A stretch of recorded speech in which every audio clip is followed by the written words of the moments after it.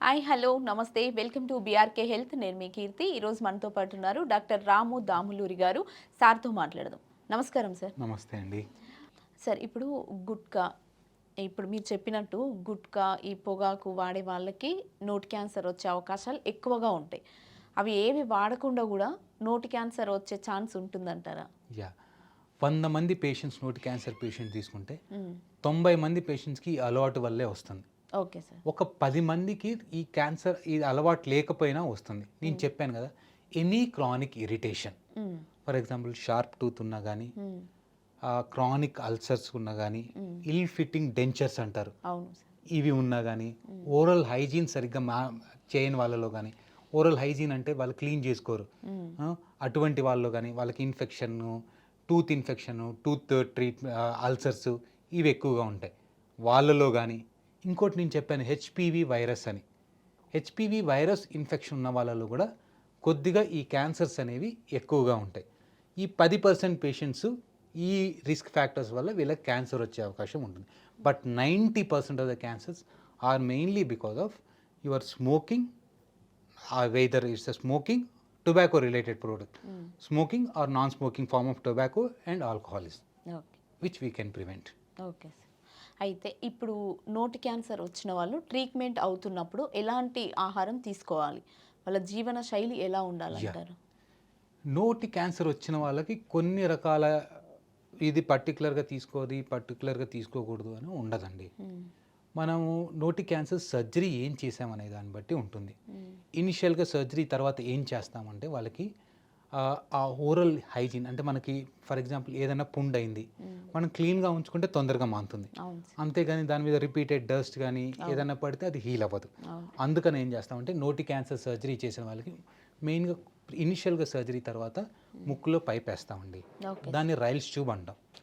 Rails tube feeds ఇస్తాం. ఎందుకు అంటే మనకు ఓరల్ క్యావిటీ హెల్దీగా హీలింగ్గా, అంటే ఈ ఫుడ్ కానీ వీటికన్నీ పార్టికల్ లేకపోతే తొందరగా హీల్ అవుతుంది, ఇన్ఫెక్షన్ ఛాన్సెస్ తక్కువ ఉంటుందని అది వేసేసి ఏంటంటే ఇస్తాం.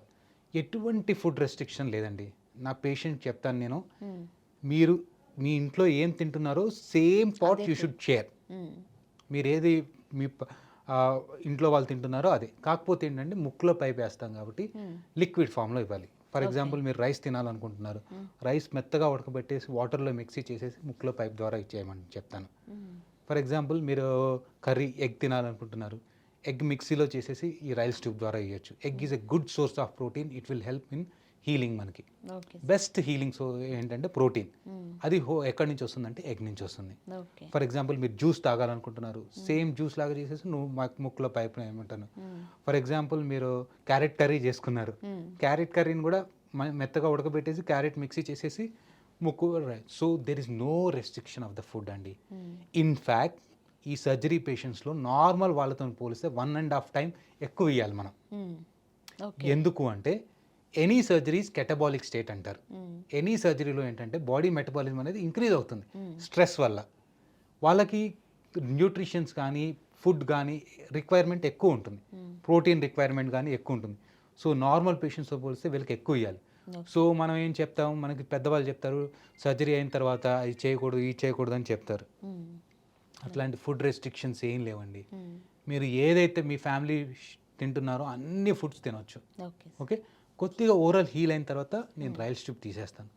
తర్వాత వాళ్ళు ఎటువంటి ఫుడ్ అయినా నార్మల్ ఫుడ్ తీసుకోవచ్చు. So no restriction of food. మీరు అది తినకూడదు ఇది తినకూడదు సర్జరీ తర్వాత ఎటువంటిది ఉండదండి. కాకపోతే ఏంటంటే నేను 2 టైప్స్ ఆఫ్ రికన్స్ట్రక్షన్ చెప్పాను ఓరల్ క్యావిటీ చేసిన తర్వాత. ఒకటి like replace with like, bone తీసేసిన తర్వాత బోన్ రీప్లేస్ చేస్తే వాళ్ళకు కొద్దిగా ఈ క్రషింగ్ పవర్ ఎక్కువ ఉంటుంది కాబట్టి వాళ్ళు కొద్దిగా సాలిడ్ ఫుడ్ తీసుకోగలరు.